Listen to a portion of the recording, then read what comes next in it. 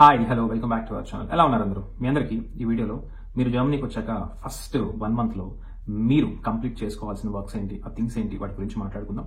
And మీలో చాలా మంది నెక్స్ట్ 2 weeks లోనో 3 weeks లోనో జర్మనీకి ప్లాన్ చేస్తూ ఉంటారు. ఆల్రెడీ మన కన్సల్టెన్సీ నుంచి కొంతమంది లాస్ట్ 2 weeks లో వచ్చారు. వాళ్ళ ఎక్స్పీరియన్స్ అన్న ఇది ప్రాబ్లం ఇది అన్న అని చెప్పేసి షేర్ చేస్తూ ఉన్నారు. అండ్ నెక్స్ట్ 2 weeks లో ఎవరైతే ట్రావెల్ అవుతున్నారో మీ అందరికి కలిపి ఈ వీడియో చేస్తే మీకు హెల్ప్ అవుతుందని చెప్పేసి చేస్తున్నాను. కంప్లీట్ గా వాచ్ చేయండి. కంప్లీట్ గా వాచ్ చేశాక చాలా డౌట్స్ అయితే మీకు క్లారిఫై అవుతాయి. ఇంకా మీకు ఏమైనా డౌట్స్ ఉన్నా కానీ కామెంట్ సెక్షన్ లో మెన్షన్ చేయండి. వాటి గురించి కూడా వీడియోస్ చేద్దాం. అండ్ ఈ టాపిక్ మీద కాకుండా జర్మనీ గురించి ఏ టాపిక్ అన్నా మీకు కావాలన్నా కానీ ప్లీజ్ కామెంట్ సెక్షన్ లో మెన్షన్ చేయండి. వాటి గురించి ఒక వీడియో అయితే చేద్దాం. సరేనా? ఇంకేం కలిసాం, లెట్స్ గెట్ స్టార్టెడ్. మీరు ఏఆర్కేఆర్ ఇన్ జర్మనీ కోడ్ తో ఎక్స్పాట్రియో బ్లాక్ అకౌంట్ ఓపెన్ చేసినట్లయితే మీకు ప్రాబ్లం ఉన్నప్పుడు ఎక్స్పాట్రియో కస్టమర్ కేర్ సర్వీస్ నుంచి ఎటువంటి రెస్పాన్స్ రాకపోతే ప్లీజ్ ఏఆర్కేఆర్ ని అప్రోచ్ అవ్వండి. మీ ప్రాబ్లం అయితే సాల్వ్ చేస్తారు. Thank you. So first and foremost మీరు సిటీ రిజిస్ట్రేషన్ అయితే కంపల్సరీగా చేసుకోవాలి. సో సిటీ రిజిస్ట్రేషన్ అది చాలా మంది నన్ను అడుగుతున్న క్వశ్చన్ ఏంటంటే, అన్న అకామిడేషన్ లేకుండా సిటీ రిజిస్ట్రేషన్ చేసుకోవచ్చా? నా ఆన్సర్ అయితే నో.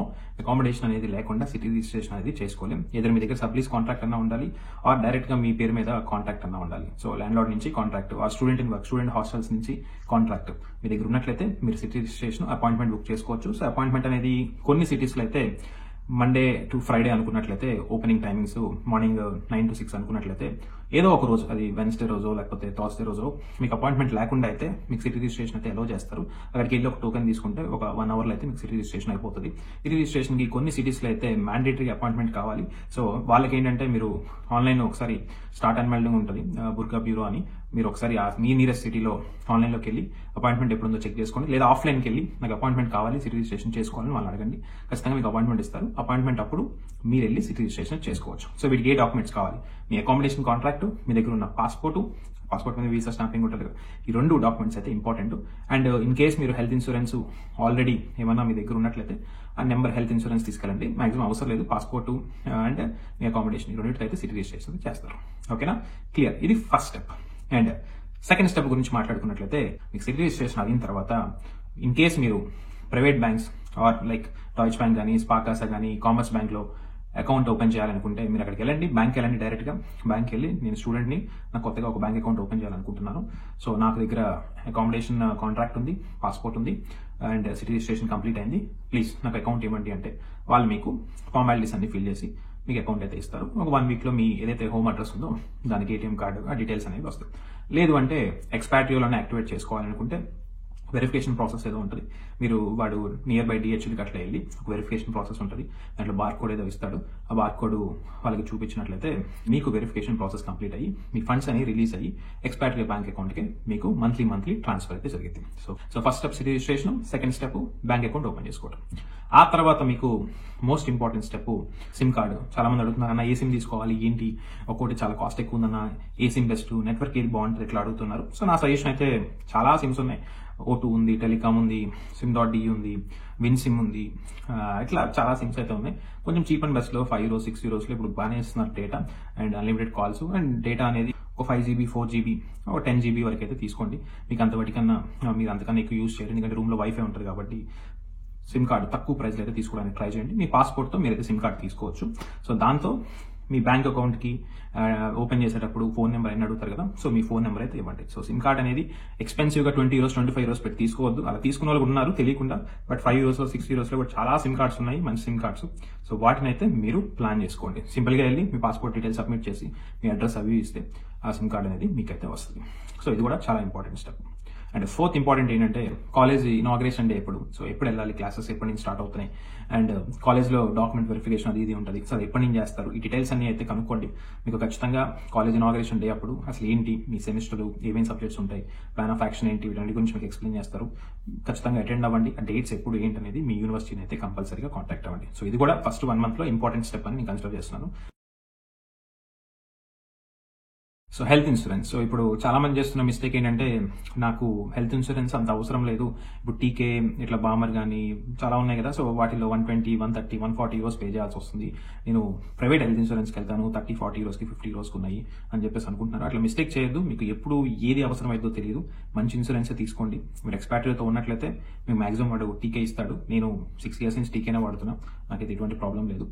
మీకు టీకే వద్దు, ఇంకొక హెల్త్ ఇన్సూరెన్స్ కావాలనుకున్నా మీరు health insurance companies near by ఉంటాయి కదా, సింపుల్ సింపుల్గా వెళ్ళండి, నాకు హెల్త్ ఇన్సూరెన్స్ ఇట్లా కావాలి అని చెప్పండి. వాళ్ళు మీ డీటెయిల్స్, పాస్పోర్ట్ అవి తీసుకొని మీకు హెల్త్ ఇన్సూరెన్స్ అనేది యాక్టివేట్ చేస్తారు. సో ఎవ్రీ మంత్ మ్యాండేటరీగా హెల్త్ ఇన్సూరెన్స్ అయితే పే చేయండి.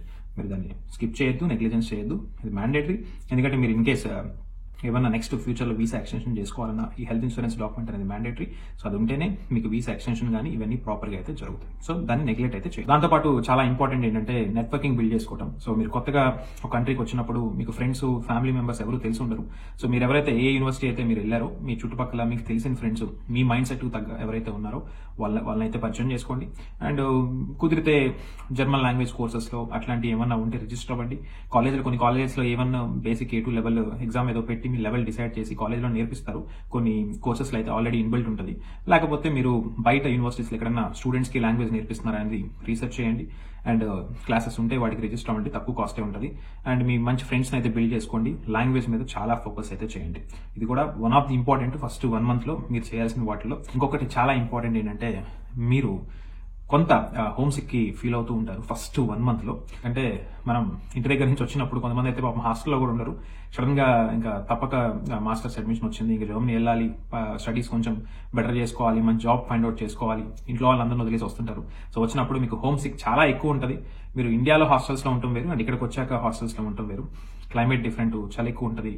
అండ్ దాంతోపాటు ఫుడ్ డిఫరెంట్ ఉంటుంది. కొంత హోమ్ సిక్ అయితే ఫీల్ అవుతారు. దాన్ని ఓవర్కమ్ చేయండి. ఫస్ట్ 1 month కామన్, ప్రతి ఒక్క మనిషికి ఉంటుంది. నేను కూడా అదే స్టేజ్ నుంచి వచ్చాను. దాన్ని ఓవర్కమ్ చేస్తూ మంచి ఫ్రెండ్స్ని అట్లా బిల్డ్ చేసుకుంటే మీరు ఏ క్లాసెస్ ఏంటి, ఏం నేర్చుకోవాలి, ఏం ప్రిపేర్ అవ్వాలి, ఇవన్నీ నేర్చుకున్నట్లయితే మీకు 1 month అయ్యేసరికి కొంచెం కాన్ఫిడెన్స్ బిల్డ్ అవుతుంది. ఇవన్నీ కంప్లీట్ చేసుకుంటూ ప్రాపర్గా నెట్వర్కింగ్ క్రియేట్ చేసుకోగలిగితే మీరు జర్మనీలో ఉండడానికి రెడీ టు ఫ్లై అన్నట్టు, మీరు రెడీ టు స్టార్ట్. అంటే మీ జర్మనీలో జర్నీని ఖచ్చితంగా హ్యాపీగా ఎటువంటి ఇబ్బంది లేకుండా అయితే 1 month తర్వాత మీరు స్టార్ట్ చేయొచ్చు. నాకు తెలిసినవి నేనైతే ఎక్స్ప్లెయిన్ చేశాను, ఇంపార్టెంట్ థింగ్స్. ఇంకా చాలా మంది లైక్ నా జాకెట్స్ ఏం కొనుక్కోవాలి, షూస్ ఏం కొనుక్కోవాలి, లేకపోతే అప్లికేషన్స్, యాప్స్ ఏం యూజ్ చేయాలి, ఇట్లాంటివి అని అడుగుతుంటారు. దాని గురించి ఒక వీడియో సపరేట్ గా మాట్లాడుకుందాం. ఫస్ట్ ఏవైతే చెప్పానో వాటిని అయితే కంప్లీట్ చేసుకోండి. వెరీ క్విక్ గా చెప్పాలి అంటే అసెట్ రిజిస్ట్రేషన్, అకామిడేషన్, ఆ తర్వాత బ్యాంక్ అకౌంట్, ఆ తర్వాత హెల్త్ ఇన్సూరెన్స్, ఆ తర్వాత మీకు జర్మన్ లాంగ్వేజ్ ఏమన్నా ఎక్కడ నేర్పిస్తుంటే అక్కడ రిజిస్టర్ అవడం, ఆ తర్వాత మీరు సిమ్ కార్డ్స్ వాటి గురించి ఎక్స్ప్లెయిన్ చేశాను. మినిమల్ గా 5-6 years ఉన్నాయి అయితే మీరు కంప్లీట్ గా తీసుకోండి. అండ్ దాంతోపాటు నెట్వర్కింగ్ బిల్డ్ చేసుకోండి. కొంత హోమ్ సిక్ ఉంటుంది, దాని అయితే కంప్లీట్ గా ఓవర్కమ్ చేయండి. ఓకేనా? ఆల్ ది బెస్ట్ మీ అందరికీ. మీరు హ్యాపీగా చదువుకొని మంచి జాబ్ అది ఇది ఫైండ్ అవుట్ చేయాలి. And time taking process Germany అంటే చాలాసార్లు చెప్పాను. స్ట్రాంగ్ గా ఉండండి, ఏదో ఒక రోజు మీరు సక్సెస్ అవుతారు. సక్సెస్ అయినప్పుడు ఖచ్చితంగా ఇంకొకరికి ఎవరైనా సహాయం చేయాలంటే, ఎవరికైనా హెల్ప్ ఉంటే వాళ్ళకు కూడా మీకు తెలిసిన ఇన్ఫర్మేషన్ అయితే షేర్ చేయండి. ఓకేనా? ఈ వీడియో మీకు నచ్చితే వీడియో లైక్ చేయండి.